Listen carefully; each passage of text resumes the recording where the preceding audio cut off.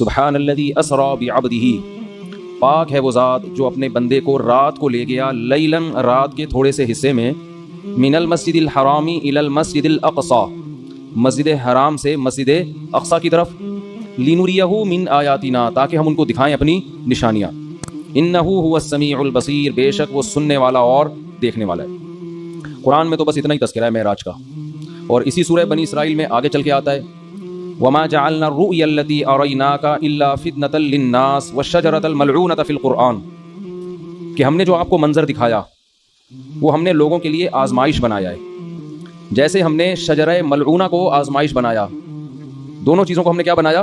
آزمائش۔ تو قرآن میں بس اتنا تذکرہ ملتا ہے معراج کا، ایک تو سورہ بنی اسرائیل کے شروع میں پہلی آیت، اور ایک آگے جا کے 2-3 رکوع کے بعد۔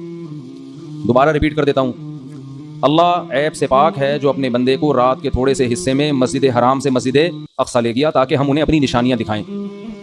اور اللہ نے دوسری جگہ فرمایا کہ ہم نے جو منظر آپ کو دکھایا، یہ منظر بھی اور شجرہ ملعونہ بھی، یہ دونوں لوگوں کے لیے آزمائش ہیں۔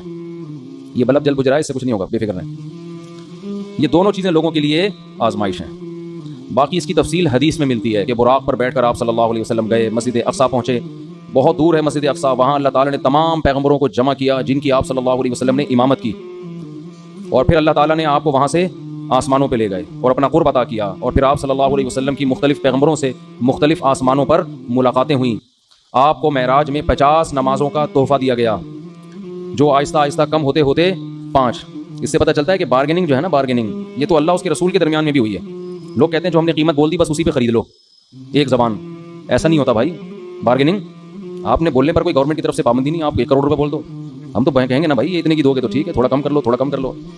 تو لچک ہونی چاہیے انسان کی طبیعت میں، یہ نہیں کہ بس ایک ہی زبان ہے جو بول دیا بول دی۔ اب اللہ نے 50 نمازیں دی تھیں، کم کرتے کرتے کتنی کر دیں؟ وہی 5۔ سوال پیدا ہوتا ہے جب 5 ہی کرنی تھی تو 50 کہنے کی ضرورت کیا تھی؟ یہ ایسا ہی ہے جیسے اللہ تعالیٰ قرآن میں بعض دفعہ مشکل احکام دیتے ہیں لیکن ابھی صحابہ نے عمل کیا نہیں ہوتا کہ اس کو منسوخ کر دیتے ہیں، ایسا بھی ہوا ہے قرآن میں۔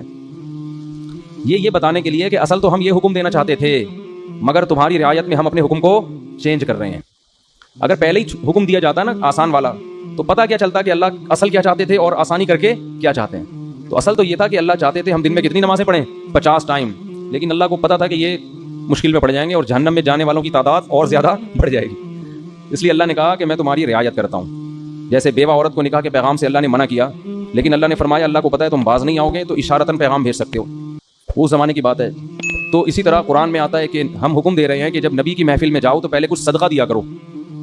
پھر اللہ نے فرمایا اشفقتم ان تقدموا بین یدی نجواکم صدقہ، تم ڈرتے ہو کہ ہر چیز میں پہلے صدقہ دینا پڑے گا، چلو معاف کیا نہیں دو صدقہ، ٹھیک ہے نا۔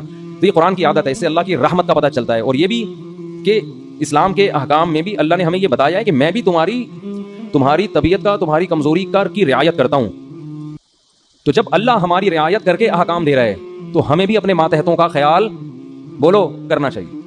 اللہ ہمیں بتاتا ہے کہ اصل تو میں یہ کہنا چاہتا ہوں، یہ چاہتا ہوں حکم ہو، لیکن تم نہیں عمل کر سکو گے، چلو یہ اس پر عمل کرو۔ تو جب اللہ انسانوں کی رعایت کرتا ہے تو انسانوں کو بھی چاہیے کہ وہ ایک دوسرے کی رعایت کرا کریں، اتنا بوجھ کسی پہ نہ ڈالیں کہ بس تیر کی طرح سیدھے چلو تم۔ ایسا نہیں ہو سکتا بھائی، انسان ٹیڑھا میڑھا ہے، آڑا ترچھا ہے، اس کو بالکل ہر چیز میں ایکوریٹ کرنے کی کوشش کریں گے، نہ کوئی بھی نہیں ہو سکتا۔ کوئی بھی کا مطلب مسجد کا امام بھی پورا سیدھا، نہ مفتی صاحب پورے سیدھے ہو سکتے ہیں، نہ مسجد کا امام ہو سکتا ہے، نہ کوئی بزرگ پورے ایکوریٹ ہو سکتے ہیں۔ لوگ کہتے ہیں مفتی صاحب نے اس دن بیان میں یہ بول دیا تھا، مفتی صاحب اس دن وہانڈا موڑ پہ بیٹھے ہوئے ٹانگ پہ ٹانگ رکھ کے چائے پی رہے تھے، یہ علماء کے بیٹھنے کا طریقہ نہیں ہوتا۔ اس دن مفتی صاحب نے کہہ دیا تھا بھاڑ میں جائے۔ چلتا ہے مارکیٹ میں سب۔ ہاں کچھ لوگ بیٹھے ہیں کیڑے نکالنے کے لیے، کچھ لوگ کیا ان کا کام ہی یہی ہے کہ اس کے کیڑے جمع کر کے ایک شاپر میں لا کے پوری کیڑوں کی دکان کھولی ہوئی ہے انہوں نے، وہ ان کا کام یہی ہے کہ ایک دوسرے کی غلطیوں کو ہائی لائٹ کرنا، اور خود اتنے بڑے بڑے بلینڈر ان لوگوں سے ہوتے ہیں کہ اگر کوئی دوسرا ان کی غلطیاں جمع کرنا شروع کر دے تو الامان والحفیظ۔ تو لچک ہے بھائی، لچک، لوگوں کی رعایت کیا کرو۔ نمازیوں کی رعایت کا حکم ہے مسجد کے امام کو، اتنی لمبی نمازیں نہ شروع کر دو کہ لوگ کھڑے کھڑے تھک جائیں۔ حضرت معاذ تھے، حضرت جابر بن عبداللہ، انہوں نے اتنی لمبی عشاء کی نمازیں پڑھانا شروع کر دی، سورہ بقرہ پڑھتے تھے پوری اس میں نا۔ اب ایک صحابی تھے وہ کھڑے کھڑے تھک جاتے، وہ ایک دن نماز توڑ کے چلے گئے اور جا کے نبی صلی اللہ علیہ وسلم سے شکایت کی کہ یہ اتنی لمبی عشاء کی نماز پڑھاتے ہیں۔ اچھا جب وہ گئے نماز میں تو ان کو صحابی رسول نے کہا کہ تم منافق ہو گئے ہو، تم کیا ہو گئے ہو، کیونکہ نماز میں تم کیا کر رہے ہو، شارٹ نماز چاہیے، یہ تو منافق کا دل نماز میں نہیں لگتا۔ تو فتویٰ دیا کہ تم کیا ہو گئے ہو، منافق۔ انہوں نے جا کے نبی صلی اللہ علیہ، حضرت معاذ بن جبل تھے، انہوں نے جا کے نبی صلی اللہ علیہ وسلم کو بتایا کہ یا رسول اللہ اتنی لمبی نماز پڑھا رہے ہو، اوپر سے مجھے فتویٰ کیا دے رہے ہیں، تم منافق ہو۔ تو آپ صلی اللہ علیہ وسلم نے حضرت معاذ کو بلایا، افتان انت یا معاذ، اتنا غضبناک ہوئے، اے معاذ تم لوگوں کو فتنوں میں ڈال رہے ہو نماز سے، یعنی تم تو ان کو آزمائش میں ڈال رہے ہو کہ نماز سے ان کے دل میں نماز کی نفرت پیدا کر رہے ہو، اور پھر آپ نے ان سے امامت چھین لی اور پھر تھوڑے دنوں بعد واپس امامت دے دی ان کو، یعنی تنبیہ کے لیے۔ تو امام کو چاہیے لوگوں کی رعایت کرے، خطیب کو چاہیے بیان میں بھی لوگوں کی رعایت کرے، ان کی مینٹل لیول سے اوپر کی باتیں نہ کرے، ایک دم 4 شادیوں پہ نہ جایا کرے، ٹھیک ہے؟